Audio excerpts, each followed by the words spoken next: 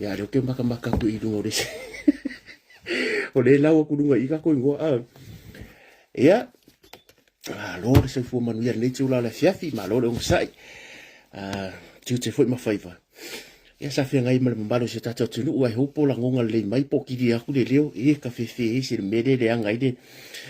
Ka fiu fa vasenga ngi mau fa msinonga. Ia fa talo fatu ia ale ma wa klo so o ke le ulo ku ia. O ke le ulo aku ko mingi o lo ke lo aku ingoa le lo ko mingi pa lo ke lo i. E pare ki le e tele le ka musanga ya roi. Ya. Ai malolo sa inge fiafi malo fo le fa to ai tu te foi va sa fia ngai. Ya mal pa ya ma lungo se ta tu ne ya so ke msalo la le ke lengi va ngai ka ke o ye. Kasia ka ko o vi de fiafi nge le ru. Kasia e ngat fa msingonga. O la ta tu wo ke msalo le ko ma wo ma ya sa mo mai la fu ngai ka mai news le ki ya mai sa mo. Ya ka ko ke kalkala ngoi. Ya ma fa awa wo i pele tu langa lo ta ti ai le fa msinonga lo fa nga solo nei. Ia ta ua fo le no fosi la fia si o tato tunu. Ia wai le o se wha msingonga fo inge o se wha msinonga e ta ua tele. Pe wo wha ingo ina o le wha msinonga o le century. Ia whatalo whatu ma wha whilo i atu. Ia i le pa ia maua lunga o se o tato tunu. Ia o mawhai fo i o na maua le avanoa tato te mafutai. I le neia fiafi. I le anga le lei o le tato tapa au siri le langi. Ia o mawhai fo o na toi momboli mai le so i fua lau le lei. Ia o se tato atunu. Ia i mai ai o ngā ruenga o nei aso. Ia o leo ma seu whanua whakamsoari inga sa whaatiu mai a au mamau le nei aso. Ia pe o upo e whai ngā kai whale i whaiva o tiute. Ia sa ngā pātia ai se o tato atunu. Ma loro se i fumanu. Ia whatalo whatu i. Ia ta mama tina. Whio i o le tala le lei. Pa ia o le atunu. Ia o le a lolo ia. Ta oto ia wha maine o i o tai loto. Ia la kako sei. Kako se kako kalkalonga ngai msa upu me sa mo ma lo flo ma lo sa ya mere aso feololo pe so gonga play ko ngai nei fe se ingala kiki ile translation po le au mai ngai tu stala le mamalo la tu stala sa mo ka konis me sa mo ai manga yo ka ngai play ya le ese senga o le kiri vanga mai po le lipotina mai el mamalo la tu stala ia tu stala siria fo se tato tunu ai va henga e kau ke iro ai e pe le o ese le ia tu fa msinonga o lo anga i li poki e mai a le me mo ia e fa ngo fia ia na di liu fo i pe fa se ina fa fonga le tunu ia pe aka ko fa longo pe inisi o li poki awa o le me mo mua Saka fa longo fo mai ele ia longo o longo ngai sa pe ngai mentioning la so fu o ia nga kele se case fa ko anga o ia fa ko take over pe fa ko a vea ia ma komisina o fa nga pa loka lua tau sanga tau right lua plus month i te kausan ka right ia o lang kala ling fa msingonga ai le wo ko ma wa ku sa nga fo ele fionga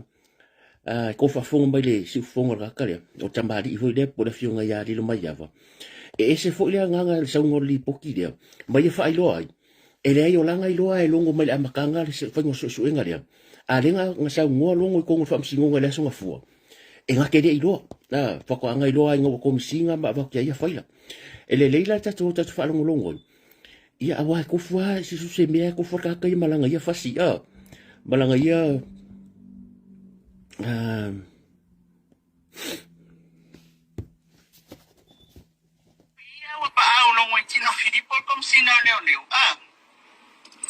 ile presentation o le whainga ina. Tai ai fo i tonu ia wa pa au longo i tino whiripo kom sina leo.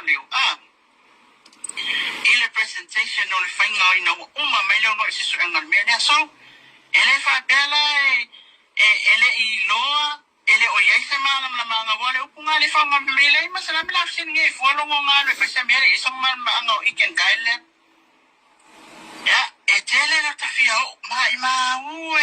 umano ufayatu na fatal sanga maia. Le fionga yale atawa Nelson Peterson. Eto olua mai maasiata. Ipe mafayonga ua wakulunga tata ya. Ai ola utala na fai mai ue. Pe anga fa pele se maka upula wai kai. Wai i kai on whamasinonga.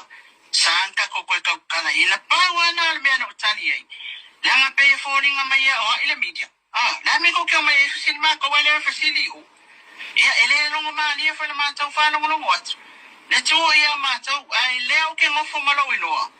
Ila ua sawi whafokala ia mawhai mai ele o sa on whai ngā leo se suenga leo leo. Ina aro la nena uwalo ilo whasinia. Ele ngā komsinga. E ko akele ia o leo leo uwalo whasinia. Le mafua yo na usang pamtaranga na ai mor tau silfia. Tato tali alfa masinonga lo yen mata upul ni awa ole kele ar ko loke yen maka upul ni or kele fangar ko confusion le o ko ma fa fa so en o mata sai ya eu manino ole li poti le la fionga ya li luma ya va mai na vai yo se tasi fo yo tama o tu stala sinia i se tato tunu sa ia fa ilo ke mi ele vala awal case ai sa ia famkala ai le tula kum salo ko ke mangingo ele i vala awal case ke mi dia ai sa ia fai mai ai o la sa i loa e longo langa o longo sai aku fa fonga mangingo langkala e malama longo e ui ele avea ia ma komisinga ka ninga ai malama ai mga kua o lenga fola sia e longo i luma i laso ngafua i lana mori mau e ngakele i loa se mea fako avaku faila o le kele o le fengumi ai mai lava le amakanga kele fengumi ai koe whafongkasia sai ai foi tonu ia wa pa au longo i tino Filipo kom sina leo ile presentation o le whainga i na uma mai leo no i sisu engal mea nea so ia mangingo le vaenga sai ai lilo mai ava a minda komisinga o le whaila ukala la mai kawa kule kelo di poki e sau sambo e manino ia o le mainga isi au vaenga a o le ele o manino le ya wai a ko ngai mangi ya ko ai pe foringa o le mafurikasia ya so ya la le ya inga ngalwenga lau tistala ya la lo ke e ka ko le au de kuskala o ke le olo e lo ke se tu leanga o le tatu titala noa ile fa so longa o ile ese o mea o lai mai esi peila le talo mua o ma kwa fa ilo mai le tele o e fa si kele o mata upu ia e pe fori nga fsida ku ya longo la so fu fa mai fsida sa pangi ia po tu pa fo fsida pe ku pa ngai a fa mai se yo ku si mo di mau ku so ele o mafai o la ku providinga ni evidence o la ku so enga paule mele ia a fsida pe longo fa mai ia o tu pa o mea nga mai ku pa ile fa ka la ku le nga fa ku le lo ia o le ya o pe palea ele ingi su enga nga faia e tu pa ke ilo malongo ila so nga fua e fa ya ko fa mai o mea nga va ko ai ko fa fonga i upunga la fo su enga le faia dio fa mai le kala e sori kula fongo e pepelo e fau morianga i faia por a foi ole ai o su enga le faia dio what happened now o isi va enga su enga le faia dio por su enga la valia o le fa nga me la ko from singunga e umang fai mai lisi kai me sol kula fongo ya ma ale wo oku i fesiri ngia lor keisi o fea la ngia su enga le o tupa ya fa mai ku pai ele ngi su enga fa ya la nga fa ko samburu ele mga asu sang kat e fa ga si vai ele mga asu sang kat ai nga o mari la nga sa bongi mari po mari le sa te pasita o le wangi nga mai me fonga ile aso nei na ufa wa sa tala no ina le fanga le tulo le la au malosi le fasu lima pizzo na fodisi mereng hoyangi sa fesilingia le yang sa me ya fasi kelo va ngai wa wo yele ole kadi de kele nga fesida ko baluto odua a fesidia ko ai mantole ta o fil fam singonga nga ka o fil fam singonga ia tupa isa pandi awangi kalango fuai ngo fa makala me la fa makala ko ka ngaka ya kia ka ngo ye fa makala me nga va ai ma me nga fa ilang su enga elise me e o le asonga o ngeila sa fisilingia e fa ele keisi fisile keisi ai se ale me o le ai lalo lau o le sau lo fa lau kala o le asoiva nga ko wo ai mamali ma Samuel fa singo mele o le asoiva foi sa sui ele ma fo mari fo mai mari la sui langa mo mau a le vai kur keisi e sui le mafau mari le soiva according to his statement. Ai whako a whaile a, oi ilanga, i disi whamkalanga, ai whako a kuskusia le mo le maua mari le aso e wha so lumangai, le aso sifutonu. Longa winga, whai kula keisi, a ba keisi pe wha apia whaingonga pepa mafi whiwere. Kusai ma le pepa rea. O lenga sui le mafau mari, lenga whambai ngā kalangoa ya oi, ila soiva. A le sau le li poki le saing mai. O le aso sifutonu le whako a kusia ilalo. O le almenga kupu yaso i e wha. La menga kupu ya sei fa kali akulo foi mai ia langa nga mai yo kango ave isi leo vai foi ngomia e ava kia ia o ia le fa so enga a kango ave isi leo mal kala nga sau foi mai kango ave isi leo ai ono lato e le fa nga ruenga le sko nga o le weekend wa foi mai ia langa ma ko las fa le nga ba ko ia sko nga ia sa so nga fua aso rua fa ma mangua faru fa le upu ele fa nga le weekend o le ase pepelo ka fa ma ngi pepelo mo kwale ma fa fa mga kuote formation le mo riel va nga le ala me nga le fa mo rianga o foi o langi ke so ma la sa o ko man ko mai foi le foi fa makala me ri ma ya va nga vai fa me se va di nga umare lo ku se va di fo ya le fionga ya se mai cha fo ya lang ile aso sa out defamation ele yo ke sesi a le wo fasi de ku le loya ai se ambe nga le nga sui le wo ngo fo mention nga sui ma fo si vai la sofa lo ngo fai lo ku ilo le loya siri ai o le ngo winga o aso ye fa nga ko pressure ingai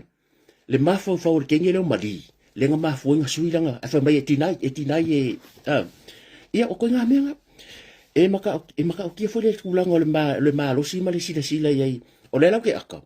e sia kala lok fa alungo risi piko e se me ye fo eli poti mai e tangata lava o reiko kongo fa msingonga ia manisi o tu stala pika o se version o lako o le mela renga kupu ya mari fa mai fora ia o le meu fa fe kai aso kofi nga fa mai ia sapani lava le po tupa foi nga failanga mo maula so kofi fa mai Tako o aku le faila ia ke ia le sanga lua ko lua kasirenga o langa kanga foi fa mai le fa mai longa le singo sa bur fa mai le singo sa ale meu ke fa fikai e o mai las fala ile wa ku iku ia ko fesidi nga ia e mit lo le fam singonga e sao nga foi nga ia la ku te fun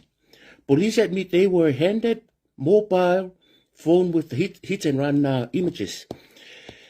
Ba ngaya la lipokinga mai ngai le talo mua. Awa o meangi. E halang fai fa apia ma. E umaka ko wo le fanga. Lo wa maka. O le kam fai leo. E fai mai e se vai. E ku ia kwa manga ko mo mau sambuelu. Nga mori mau sambuelu le hit and run. Ai ava kunga yo leo. Ka ngofi mi milo defamation. Wa fi wala ku ya kwasa pangima la vai ngai kan fai mimilo ese mal hit and run o fesiri uma e anga ya Samuel mo mori mau ya e anga o kusa la kan fai mimilo ese nga kadi fo ngala sio e famele ya ese hit and ele ma fai nga vai o mari o mele nga lenga fa ku ro ma fa masingo ya lungo male ele ongo la wo wa ngofo ma wa ngofo fai si awala se fei la wo le o di mong wanga umaku i fesiri pe ke rua masangi ai tinai uma me ia le nga o ia fa upunga fa elo ia ale di pokinga mai la le ma ia le mai ngai le mai ngai tala mua ngale la tala mua e o fo ia ameseni le finga fa mele news ang ia ngo kan fo download wa fa amaungia mai ai e ui lava nga ka mi milo kala ngi fa mai ia Samuelu o mori mau pe pelo o mea fau o so engari o so kula fongo man ko le fa ile por loya e ese me ka ole unauthorized ese me ka ole iliko ko ke ia nga al manga ya kum sar ko si se fa pupu nga amakale tupa e pe fa ka pe kum sar ko mai ka si e ala nga ngo fa ka e a inga e fa ngo finka ko mala ka ko sto ile fa o li pokile mal talo mo fa pupu Tupai considered to be gross examined by the defense lawyer on the second week of the high-profile case where 2 members of the parliament are facing defamation and conspiracy charges linked to unresolved hit-and-run incident that killed university students by Chile April 2021. O nga ngaila le lipoki na alangi kay soma. While the police investigation did not produce any witness, kupai nga kele produce kusol medayay. O la ku fa lang olang isi mo di mau fikus fulule koi. Ai oya. Elenya nga me kuskusia. Kusol nga la ko fa yang kulian leo le o. Ngo kulian leo le o. E o mo mau amari. Nga kele ifaya. Bye o yo le hedo le su nga ai fai. Yeah.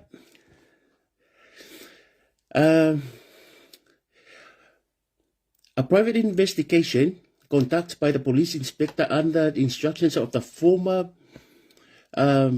Minister of Agriculture, La Aulian Malia Chuplota Ivao, did produce 3 witnesses in a couple Sam Sivai Maria or Kakufapu Pungikiwa Umi.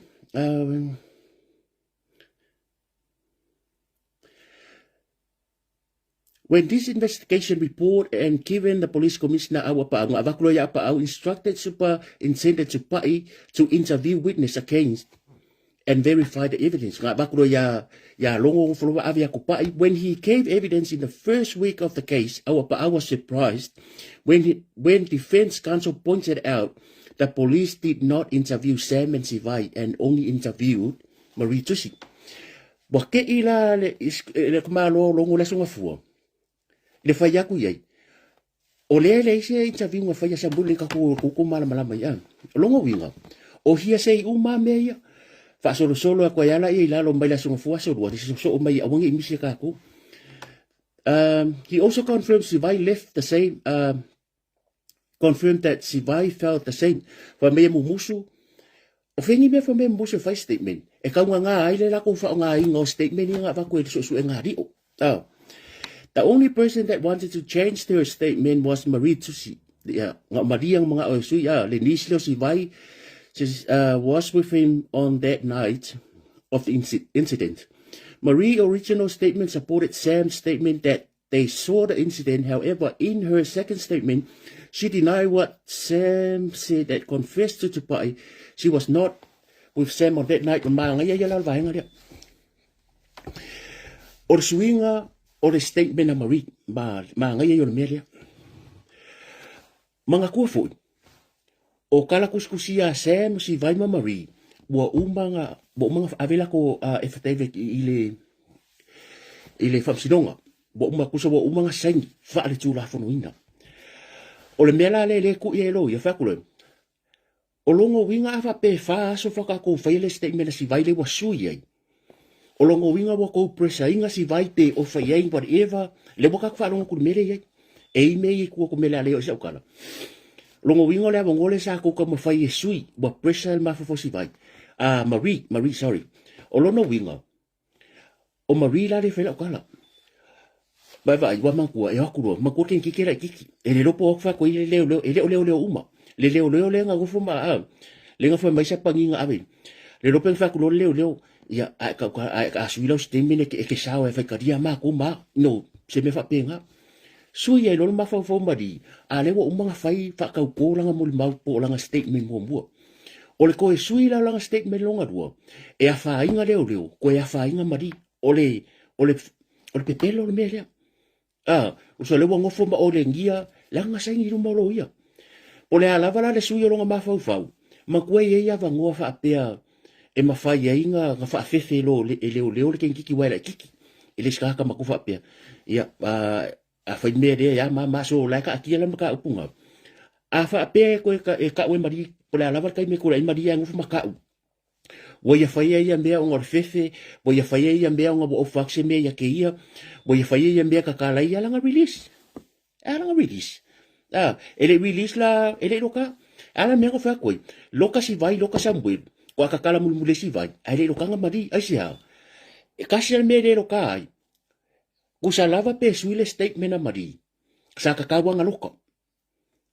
loka wa le sa ilalo mai o le sui fo yo lau kala o so kula fo me nga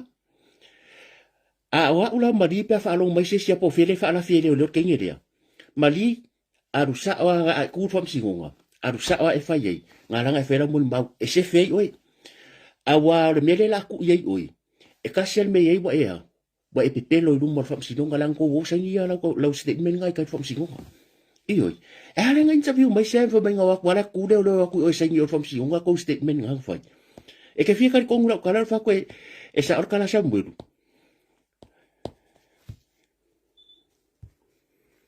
le fa kala ngo mai le usole ya pena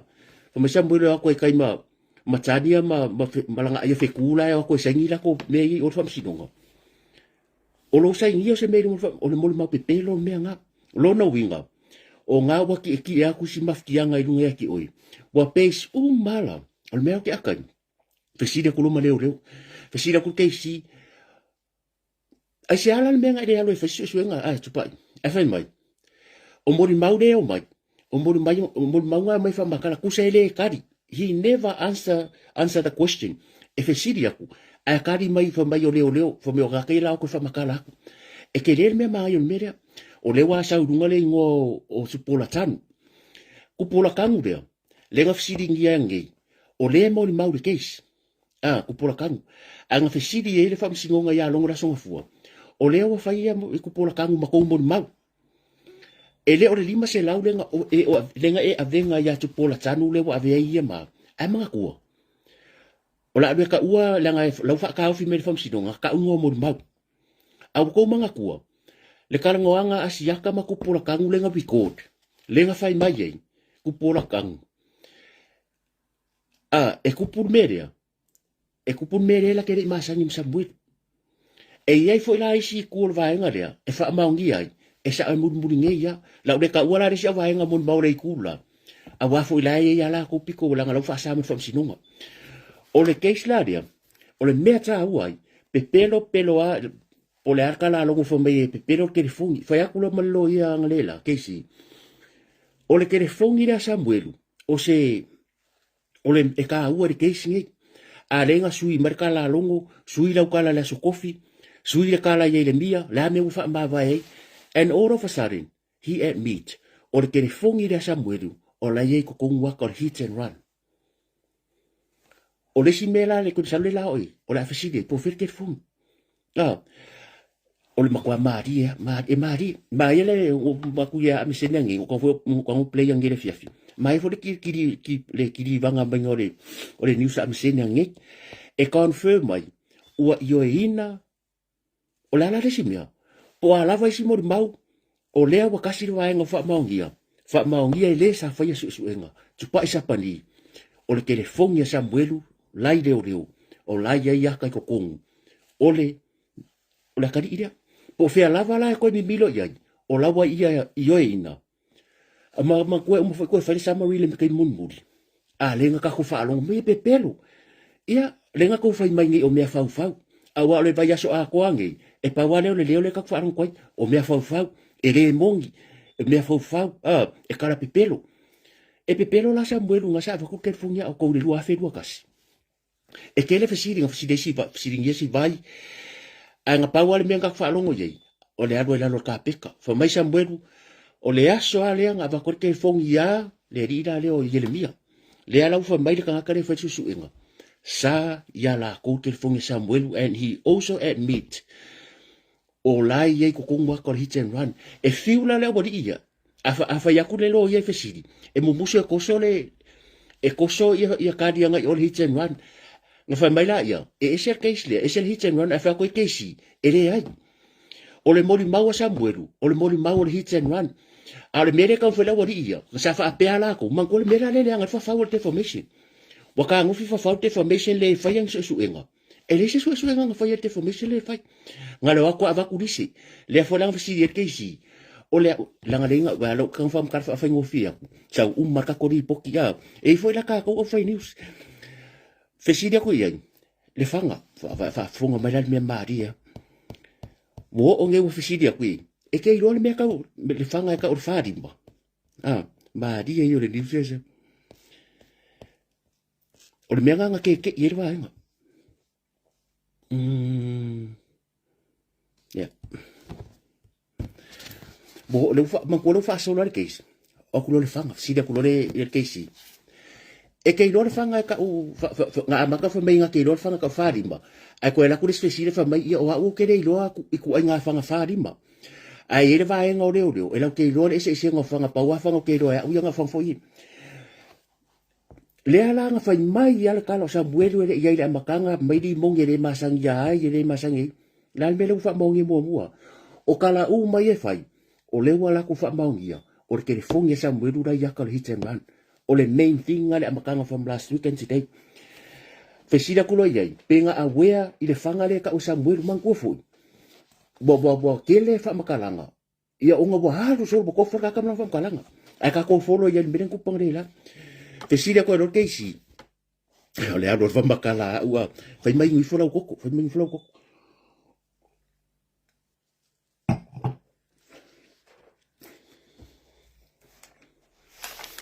Fira kulo le fanga.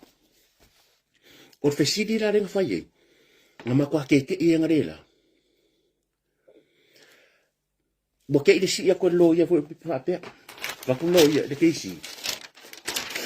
O le ya ke au. Le copy o le search warrant. O le ya ke au le copy o le search warrant. Le nga isu le avel falori mongi le aso lima o me lu afe lu atasi mangkol ma dio la tari sa kupu ya pelila me lo so lo mame wa ke e fa ya koi nga ke leiro sa pangi e leiro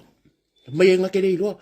e manga kuo o le su e lo ya every little things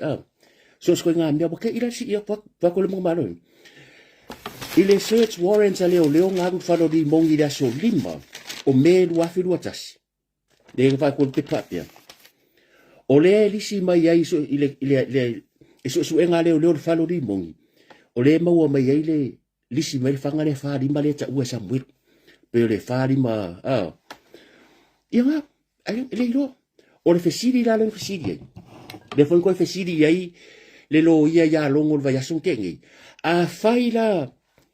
la menga ko de lo modia last week así o fesidi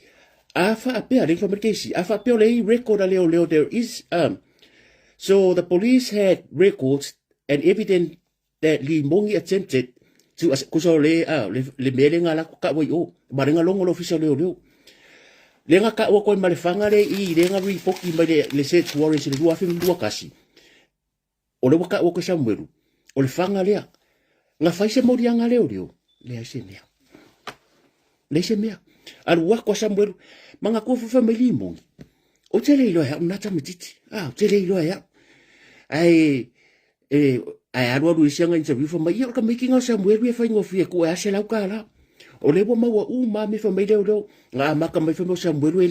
ele se informa fa mai ya kala la wadi fa mai le nga la mawa sa pangi malongo sida ko keisi o Samuel la se fa mai o Samuel ya ka fa ko yo ka fa ki o nga o lo le fanga mau ki ngoi o Samuel sa informa o le confirmation o ko manga ko le menga Samuel fa ka wo fanga fa ka ka mai ngoi ya Daryl le wa de sa CEO ACEO le o la lo fa pui ale wo le mai Daryl fa mamori mau se vai o la le contradict le kilo lo ya uma mai ya ambakanga sida ku mai ole sida ku le fu wa mai ya mbia fa ngal wenga ale fu mo mbau le o ye mbia ngale ro faila be pelo mai fa mai le skere fongi ale ko admita o lo yang ave o ye mbia nga ave ke fongi o tero fu le nga sa mbelu langa mo mau runga tau tai ai fa mai ngai ave fa ka wa fanga le ala wa lo ai alu lo sa mbut do va vai a sa lo sa fa mai le o le langa sa mbelu sa involve alu lo le ka o so fa ilo fa le lokai ala fo ko o le me fa mo ma a le va ya lo ya kusa le fa ka la lo ya wo ma ko injecting ale kom le makanga wenga ya se fe oi yo la le fa makala pa ka ko fika ko because ese umala fa news le sa mo au ki fia la le version la va nga ya manga di pokyo ka kana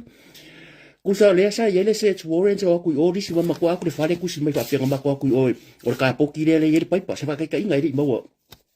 ngama ko aku le nga su e fale ri moni de lua fe lua lima lua tasi te mula be ku au le so lima me ngama ko aku su e lua ki poki wila lai ko ka poki e ko ka senge ku loa e ko ka seng kafira yai mea uma aku le lo su yang ngama ko facha ele tulo ngama ko aku ie kele furu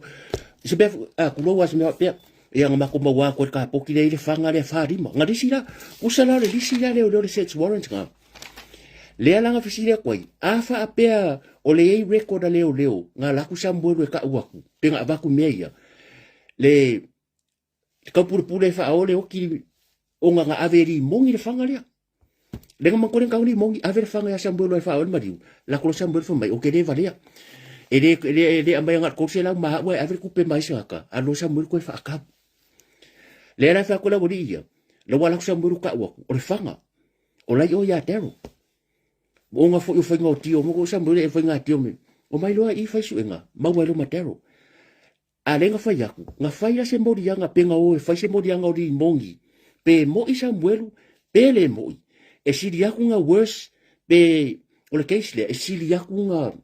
mawarunga nga le mo ria kan fai kala mela le o le laipo po le laipeo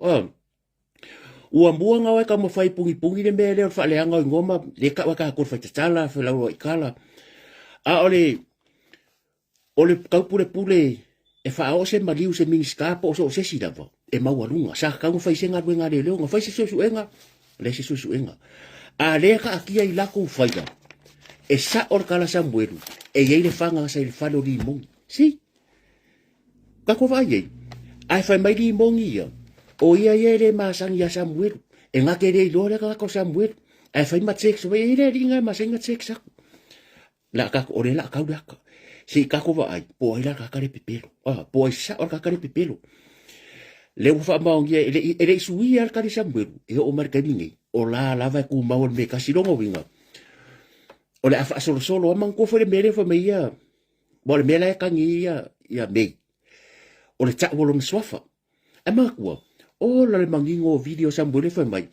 li mongi o lo nguku anga fa mai o ruma menga ko ngolea o ka fare man ko le fa mai sambole la ko melang sela ka la le fa mai mai ala ko fa mai ya le la ba yo se botari ya la ngale le pale menge ma ko ke minga fa nga palo ko o le mo se toni o se tama ai fa mai lo sambulu ala ko mai le fi va ngo ka se la ka la me fa penga ale nga sa fa mai le masangi ale wo fa fe nga ilo o le winga kala o le fa ngo fi ya afa pe fa mai sambulu fa nga va ko di mongia ya ale ile record le le lua fe lua tasi o la elise ko konge sa nga ko su e le falo di mongi le fanga le ale mo sa sambu ele ngo fa sambu lo le fanga ele ngo sambu lo le me wa fa ka le fanga ele o me fa ku pula me ya alu lo sambu ka u le yes ka motero o le nga fa ka le fanga ma isa wa me ye tio o me lo fa le rate le nga ma wa lo matero la fa pui la ska ma le aisa ba vai le pepelo ai aku fa fofonga ye le fa solonga o le sangwanga ka mari fo ya sapangi o le fo chamari le o e fa ya ko lo ya fe la ku me ye kuskusia o le mo mau mari fe le mo mau mari le e fa me ele o ya o la fa ye le si le o ngo fo ye no vengi ka o fa misinga belanga de ka fe lo kalasa nga ka fa misinga au ke ka ngo fa makala mai le coach beanga fa yakua yai mai ka fa makala mai beanga eva ayai ma beanga ka kusi daro ya ele ma fa ngala be bai le ni be yo ha me ale or su enga di o le nga fai o le statement sambuelo o le statement le nga fai di o le fa lo ke fa nga awai le ele ye mas ku sorte o le ke singe ma kwa mai tu se ya lo lua e a lo ka u pi ka u e compression ai como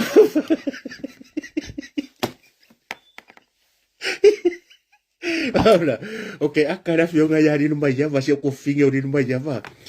Ngo sa va ngo mga ko ngire ang yari fa ka ko la fa pe so war va ko pala se side o listo. So o pe lo ulu pe wa wa oh la fa makala nga manga ino ele fa inga ka ko kilo ye e ma ko pe ka u e se aro ma ya o kalanga mali baru fa solo fanga ko vai la ye bo vai o fanga sa lilo yo ka ko manga ko po fese mela o so me fanga ai o sa ko fese dia le long le la nga fese dia ko le fanga bo ke ira sa pangi bo ke wanga ke ifo longo la so fua longo bo shock inga bo fa ko ke si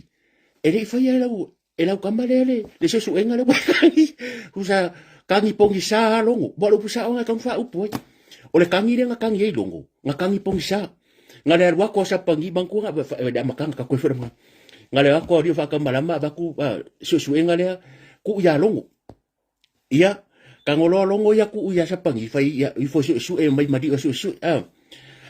ai la wala kwa sa pangi po fa bar kala le fa mai longo mai nga o ko mai aro ko malo fa lang kangi ya sa mbuiru mo menga fa fa mo mai ko mo walunga o ia bo le venga ve si longo ba fa i meia ale wa ku fa msingo bo ke i fa ya ko fa msingo longo o e lo ele fa ele se statement na le al kanga karen fa su ele su esa mbuiru mo si vai o longo binga o le ko ko fa nga ma su lega fa yeri o longo binga o la kangi pongsa yo vaya ku lo mai ho fa ko lo e fa la sa pangi lega fa ko ngia sa pangi o fa la la statement lenga fa ila so i o si vai lenga su o yo mari o la so i va lenga nga su ma fo mari o su fa mai bo pero sa mo fe si da ko ye o fa la fa mo le bere e fa mai o kere fa inga langa fa e reside o leo la langa o mai o ia o le kai su langa ave reside o leo e alo e fa fe si da ko do ai se ala le menga nga su ma fo mari la so iva according la kala le kuskusia ale fa ko sa de si pepa o la su se furu fa as furu to longo vingas fa lailas ko nga ia sa so nga fua so lua as su kodu as ko nga ia sa so nga fua so a fe si da ko lo ka malo fa mai la nga ma ko mo ke le fa nga luenga las ko nga i mala sa so nga fua so le o leo e fa nga luenga las ko nga ia so sa so nga fua so lua mga kua foi a fa pe fa se rate pe kupus fa la lavi o le 24/7 e pe ya la pe no ka kiki o le si fa mangu yanga media o le keisa skenyo o langi e va ya langi nga o le aso sa e o nga ngite formation e o fa o la me o ese fa mai le nga ya mama le fa lo loya wa ko presa inga ken kiki dia wa la ma fu nga suilang ka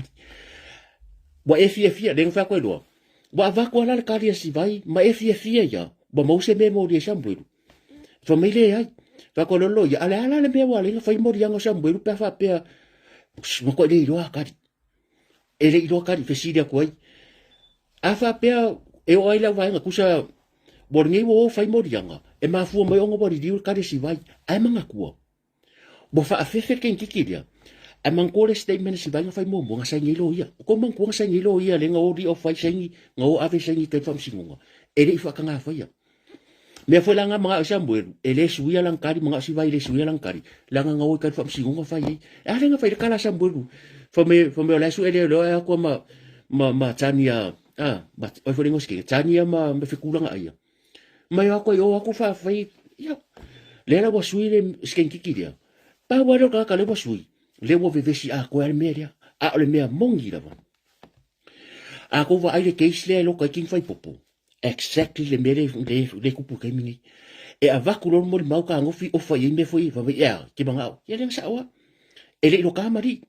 nga mai va ku mari nga suya ya la ule po fela ka fa o mari me fa penga ile ko fa no ku o ka ka nga ave o mari fa le stemi ya le ku mo fa la skin kiki le ku mo fa la velongo winga ala wa nginga marikot o fa ilo marikot o ka ngaka nga lo feso nga mari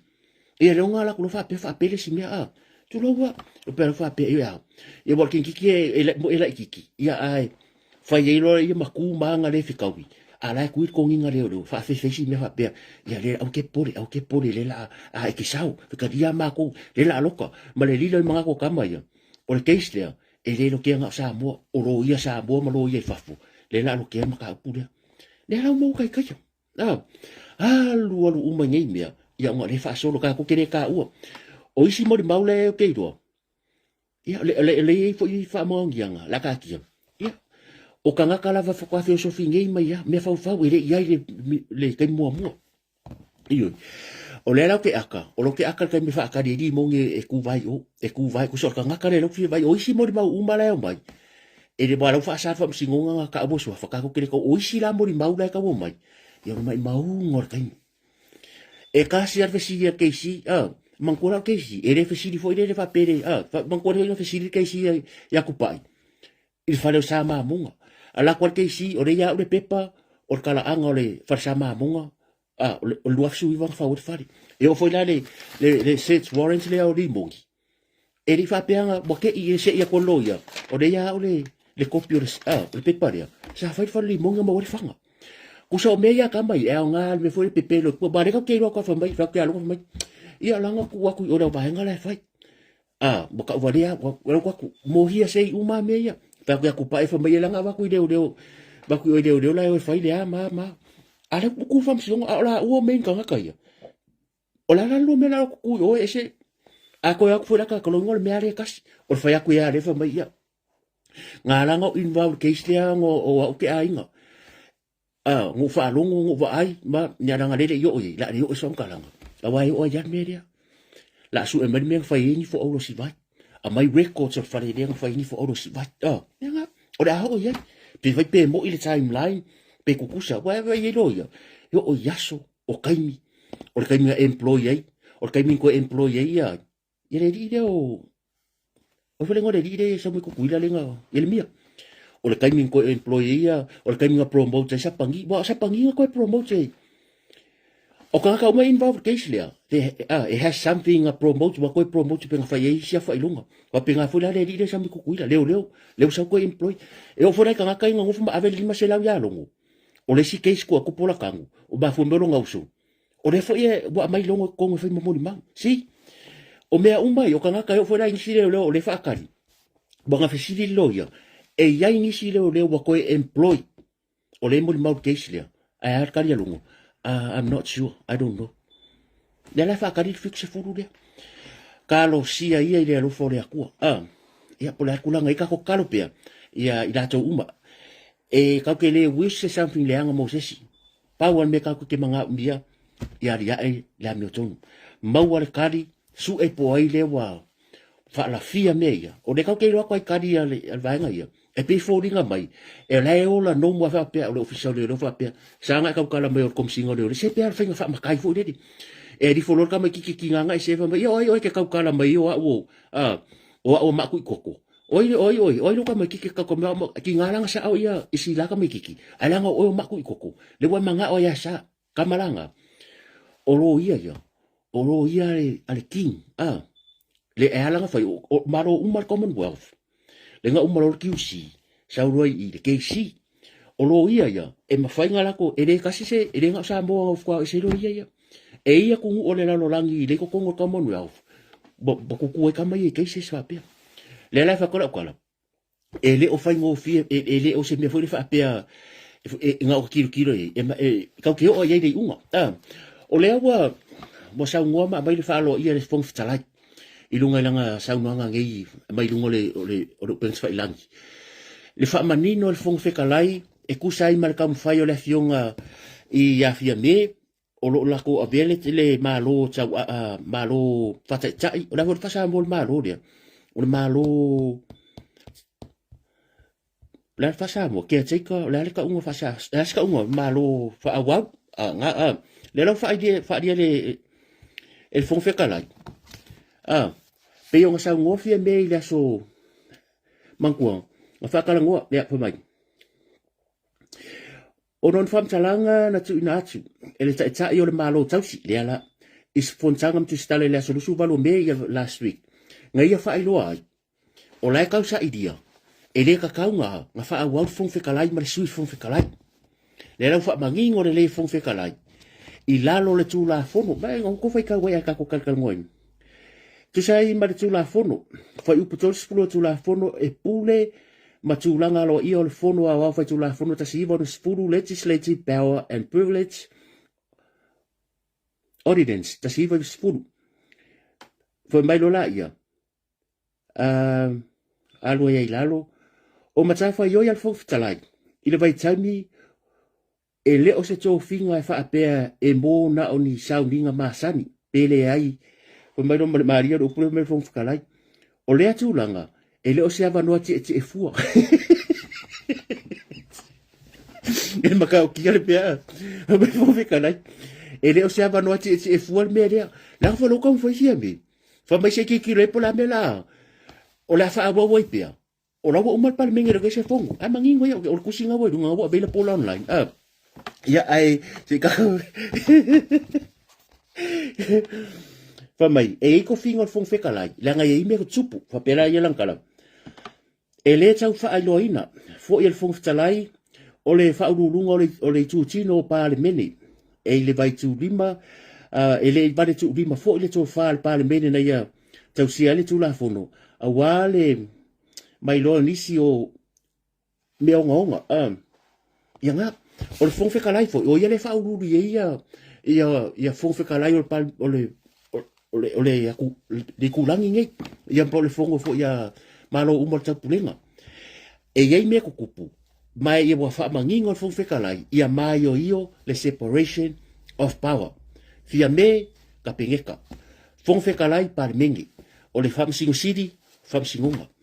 aua le ka mafai apa man ko fo le me ala varia e le lo ka ia ka ngofi e le lo nga pe peso mai fa mai whatever our separation of power e moi ele yo la foi ia me ka inga i lalo fa vai nga wenga fong fitarai o la fa ma mianga er pa inka ruai le nga ko fa ka ko la ya la ile fionga ya tole fo fa fisi fong fikalai fo itamari sa fong fikalai o le ile ki o le o fa fono awa a kupu o le va ayo meia o la ia lava ki ke fa awa o fong fikalai lalo fa vai en ka mai ono spuru yanga se vai on mo ko o ki o ka o le good news le o mo me ngere fiafi I think o le good news le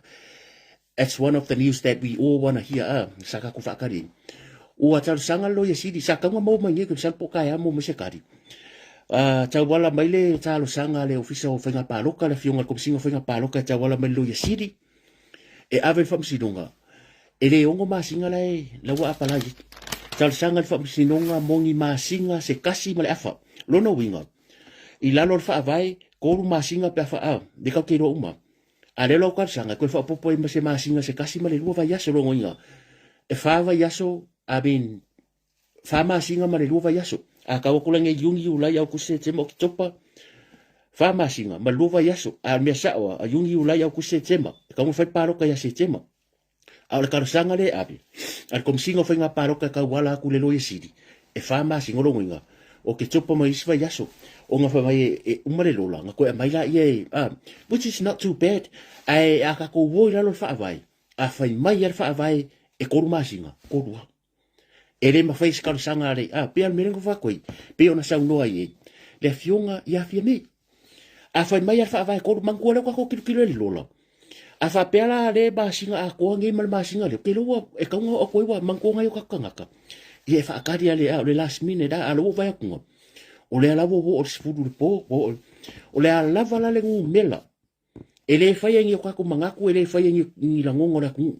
o le mea la fa mer fa vai fai o le mea fai o va enga la yo fa vai ka ko ki tiro ye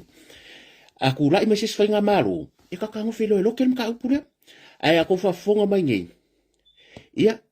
olo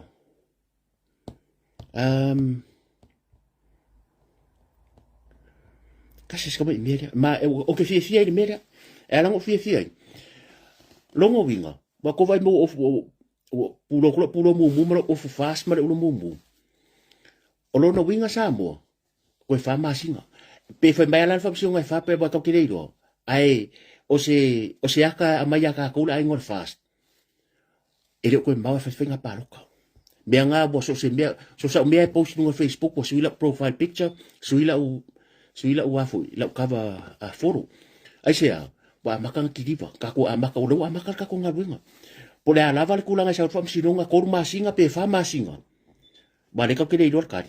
a makanga ka le ka ko fa solo lo o angi me ke lo ko ku malo o ka ko e mo le fast de pule o Facebook al fa ko o ka ko ngal ngai fa ke ai a ko fa fofonga me le media kasia ma di ku fingalo ko fa fofonga me ya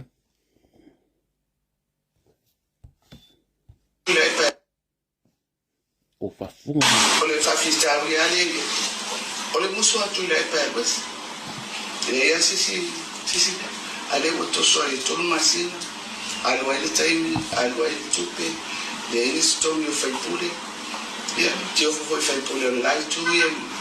ile la fo la to bonsa ya fa pe la to fino la do ya ai on ma to wana no te ima o ile wa alisiame au tule ena tupu meme ole ole tau fia ole fatinonga ole fina ngalo ole o sa no anga le fionga ya sa fa pito ya fia mena un tafa ke mi kongwa lenga ko so fo e kula e pa le koru masinga le ka ko fenga pa lo ka lo filo kasi le alanga siringia lo tu stala ngo pale mai ola na sa no anga le fa mai wa kupu alea o nga kula e preo ko ser kol masinga ar fa i unga langa interview dia foi mai ele pule kula epa ele pule le al malo so what happened now ko fa fo me fa uma ko tau fia tana to tasi fa popo e malesi a ole to fina io fa e ala no ma e ol palme e fa la to sto poi to mai malo e fa to epa ele fai tu la epa ele fai le al malo sambo ya mai mo mai fo ya se tato tu le wo mako i mangingo le maka le vai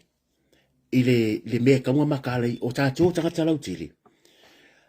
ai le i fanga solo ka ko paroka ia ka ko kilo pe al mele ye o le la ko e fau de sa e mana o mia le malo fast ma le lua vai ko tau ke mai maluva e koru. E koe sila e kula fongo ngi. Ua leva o na whai e tangata nei mea io upu e wha suka. Upu ai ka lafu e wha se e ai le wha fonga le atunu. Le ngā kusi nge i ale lima i atu la epa. Ale al mere kupu exactly le merea le wai e whaia. So le tato pālota le nei ngai o kako ainga luke wea kuisi o kofinga Anastasia, stina ia Lili se misi, o ko umane mai mua mai. Ka ko ngā rui awa le ko kikia o le whanga solo ka ko mei o le ka ko as whanau nei ai ko a whama singa ngā parparoko ka ko ngā rui Samoa ia a wase manui o se ka ko ngu i le kamwhaingo se ka ko paki ia o ka ko memunburi bo ke wale forkai au mo ko nga whaira postanga po whako le time and tide wait for no man mo ke le fa fekai al mamaru so ka ko mo ke le meri mai uso ka fa sa i foro la ngangu ngare la sa fa fekai ko umba le nga ses pe lang o le taida boya a vaya ku ngasen merka ngaka so le vele li unga mai nga ke ro pola la pe so mai a va ko mai mai o ke fia nganga ke e valia yo le be mari ye va ko fu la kala lenga ko fa fonga le fa fekai o to umai nga meri mai le fa me kan fa sa nga ngala kan ko fa sa ya ko ke popori bo le kari bo la mo le meri bueno fu na tu ele por pe la mai o ke ai va dia e se mo ya o la nga ya ka nga sa fu ke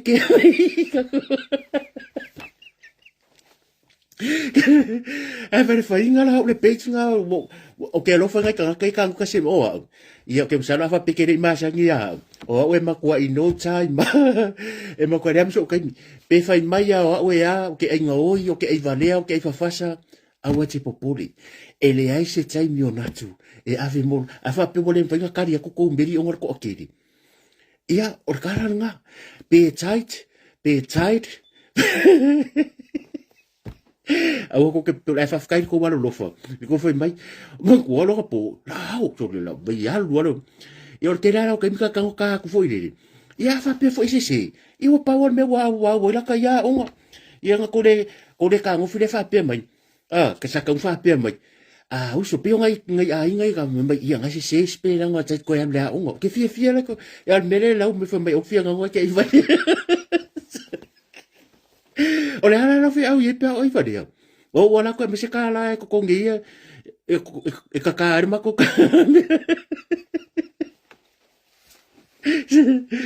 wa umanga o fa yaku ma fa mangingo le yaku me mo e le o se tu stala me longa lua e le o se New Zealand birthday rua ko nga ngwe fa le kongu yeah that's your problem not my problem era ko fa ko no problem le nga mo lunga ke le la onga oi me nga fa ko le me uso fa mo lunga fo ko wa onga marco de mala ma por ko ula mai foi ma ko awa ko ke poli le ai ma se me wa fai le la fa kai le mamalo le tu malo yo ko menga meri mai e fa kai e lo ke mala le ya okay lo para wa ri su kai le no ye me se wa ku pe ke le o fai so ora ka pe ki le si is le ista is tu is me e le ai ma se fa ngai pa wa le me ia ka ko fia mo me ko ngai pile le vera kala o ngai nga fiki mai le kupe le YouTube lo nga posto ke le fa o le lui ka fo le marka ko YouTube pas e mai sia ngai uso le uso lo ya masuri so da ver mi ka malo la o mane tsai le kupe malo nga fa mai orang bialo fa avisa mo mo o ke nai sin sa bus ka male oi Malaysia nga yo uso so fo o to uma o ko uma o ke msalo se o ka ko fa se video ku runga i mas ka ngo fa subscribe ai ar fo runga o ka sa ku video ku runga e ala ko fa ko e fa nga mai lunga ia ho isi ka ko kure e mo le tupe vai langi nga fiki mai ro kupe e le fiki mai ku se fiki me fa kala la surufu kasi le lufu fitu ma singa ngi a o ka ko live le fa ngi e mo foi o ka e mo se la mo kupu e fa penga ku se fiki ala le kupe e ka nga ki vole a le lu tambo mo la ko le kam fai lava a wa ke fi mo fie fai lo YouTube lo dai lunga video le ala we le uso le mo ma ko yo fia o le mane tais e foi la sia vai ngai mai sa mo pe yo o di le di o si e ngai si uso le ko ye la pe se ye mo le nga mane tais la ko i mo se ya mau karo sia ka fa finga lo masi lo fa mai mas ko finga ya pari Marilyn e help mai ngai o ka ko ngaka vai ngai le ke le ai le o nga we le finga ka sia but they can help you but they sa fi au ye o vai ngai a vele la so ngi la pe pesi pero me le usa ya mau ala no precise ya ka ku e aro me fole sa e wa ku are me sa e wa ku me va fa le lango le mbalo sa tsunu e dungo le YouTube ma ifo i dungo ka ku Facebook o la like o la comment ya man ku fa la polo mi silenga fa o ma sina la nei a kala ku peria wai o ma ko ai sa mo ye o la sa va i ave male longo puloku ave foi ska ku so ngi longo puloku pe o ska ngala se kasi o se kanga suka se kasi o se pusa sa imbingi se kasi ia masi pula lava se pusa vai moa ai masi ame ka fala maka ia nga fu le mo ka mo ka nga ko inga ka nga lai se foi la ko suare se ka ia mar ka nga suka ia o ka ko me alo fanga ni masi nga e ona maka inga nge fa ngol masi nga e kala la suwa kasi do fi kumba ave ka ko me alo fa o ka ko sanga bele ku fie fie ai o ke le fa si ia pe o ringia fa fonga la tu yo au yo lo fa nga lo nga fu tai ia o sa la fia fi fa ka ko lai ai okay lo o le ala ve fesili nisi pe fa fifia malo se mani to fila orko anga fai okay orko ke lo ko ngo ye YouTube ya ai ko anga lo dai no e ko nga video pe ka nga fai lo ku kala fiafi ar ka nga lo e pe ma ka ka fa umi fai nga so pe ka lo shopping center any story pe ka nga fai nga la ngo pe ka fa ka so ku spa ia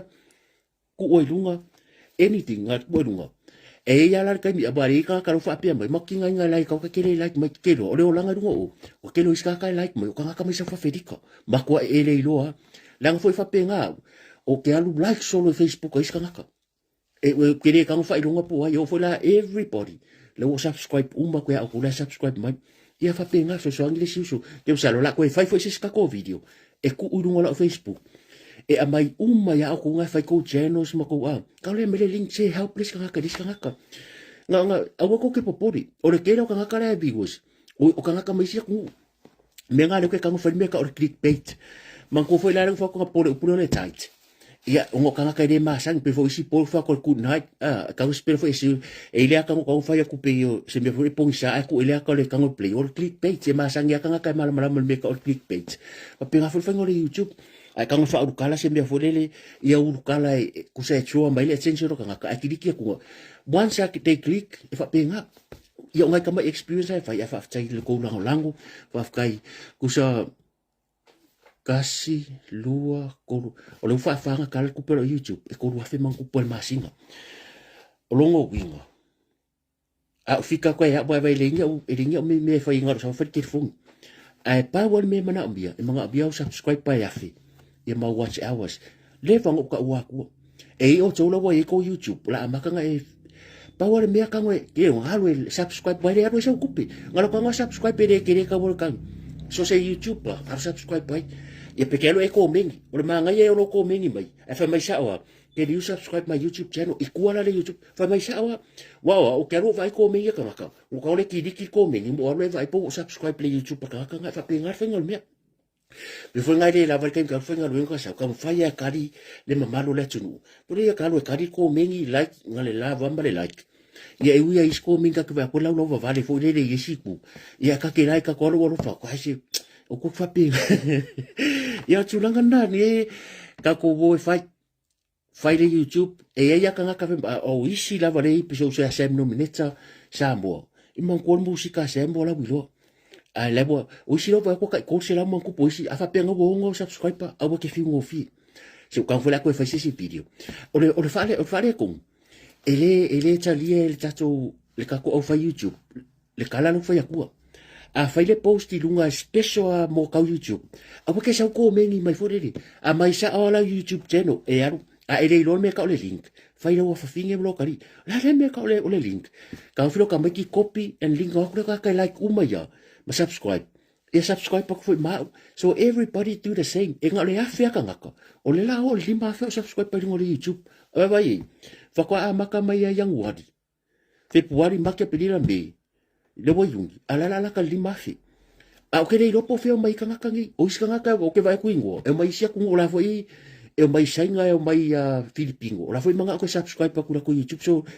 that's how we do it e le isi a wala mfengo ka ko fa makala ku nga re kanga mai YouTube channel ku lunga malo dai lunga video a fa pela e a fe kanga ka e e lusu lima fe ka ko page e lusu lima fe ka ko followers ai afa penga le afia ka nga kai fe ale me foi e ka ke fiu fa ya ko uma funga ko ku video e le subscribe pa ngale mai ya o isi wo mai wo complain mai fiu subscribe pa ai lo wala ngale ku mai ya lo channel e okay a mo sa ngo ka ya po siska mi la ko fa siska ko video nga o YouTube channel link a ke meri mai ku le ku fa foi a ke meri mai ku ma ka o mai ke o YouTube channel ke lo me mo e nga o like kai ka ngo mai lunga i o ka ngaka malai la komengi o le la subscribe pa kula channel yo ma fo ke lo se me mo ngo fi kupe ia al fa la velavi e se lo fa lo mai e se lo fa lo riska ngaka e se lo anga e follow mai ya nga le fa ya lo YouTube aba ku male video le ka ngo fa ka ki oi so la polo bisi de la fa we need 1,000 people 1,000 o i lava le o ko ngo bo monetize ko YouTube ma mangise le monetize so now la ko ngai fai post lunga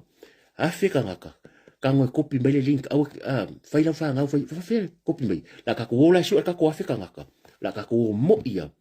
now we going to work as a team su ka ko fika ngaka a subscribe ma fe ia i la YouTube a fa pere ke mai mo i la YouTube la ka ko yo foi ko fai kasi ngale a fe ka ngaka ele manga amien ko mengi fia maria mo complain o media sawa mai la YouTube mala link kanga ka uma ya la ko mengi alu Africa ka ko mengi subscribe ke e wa fike hunga mo fanga mane tsa YouTube ya ma watch hours fa ngo fi e ai ki o ke ka ko fa inga ki ro ke fumba ki replay ya la video le kasi e mo forma singa kasi polo a ke le device slow fale balu uma mo fanga maka mo e kulanga fiki mai lo fa longa kala e pola la ko nga video ko ngalo kan kwa omi not for kids ya kango ku mari marsain ka langa mai mane taisia nga embo ya le po ya le fo ka va ku bo yo ku mai le lu fu ngo ka la ku mai o le umi ala video mali le fa ngo o contents yo le umi fo ngari ia tala na nge fia mangu mara ro nge po ka ko kara fa yele lo fo le tu ka ya fa msingonga ia mo mori ko lo ko so fu tu langa fo io ngai ba nga manga ia bo pia ka ya le so le fongo pal mingi no de ai okay fa no ko so fongo pal mingi pal mo fa no ko ka ya lo ia al me masangi ka nga fa le fongo pal so I'm not sure pe fa se fongo wa ele fa mai fa se fongo ka ya e fa ka ape lo ia pal me le yo kusi ka ape e lo ia ka ya ia mo fa msingonga kuri ka mai ka ya tu lango la o ka ko fam singonga ma lo le on sa inga benga e el fa ko en ka singa ko ma lo on sa ala fu ile ka ya o le lava ya on sa ia pa wa ngeso fuanga ka ko ba le lo ko fa fangi ma fa mangalo ia ma ka ko fa pe a bongi ka ko o la lava me wo ye ka ko ka penga o ka fenga pa lo ko le an ka kia ya ko wo le green red whatever o ka ko ka a ka ko blue o le totso yesu o le fa tua ile atua sa mo batasi ula mumu fast pulo mumu ka ko la ka ko pa ki manuia malolonga nei po ta mama tina matua mo le ko lo faanga mo o malava ile ngalo akula ko ka po inga le aso ia afenga e fo mamalo la tunu ia inga ruenga fenga ia la foi nga ruenga malo foi fai tsalo afkai lo sa mai ka waku mai la versi singa fu e sa mo ngi sila ia le tulanga fo yo le kula i mai la foi nga ruenga tofia le atua ia la ku foi pikola a wele ngaka ia o le malo ia o ka le fanga inga fo le la ma mo ia wa ta pele no so fo fa le nganga ia ile wa ka pinga nga ku malo le atua malonga lo la fa va ia ka ko fe ai ka ya le lo fa male anga le yo le atua so ku vai malu puenga pe fa pe we fo se la manga wa le tau tamari ila fa fonga ia fa pe fo wa sala wa fa sala le pa ngi ia fiafi ia mai makaiva ia fa mai le se ri inga fa mai wa ia mai makaiva ia ka ko mang ko ia fa ki manga le ava ngai sal mu anga o lo ke lo le ia e pure a ui ma lo ronga dei po ka ki te ano God bless so far so far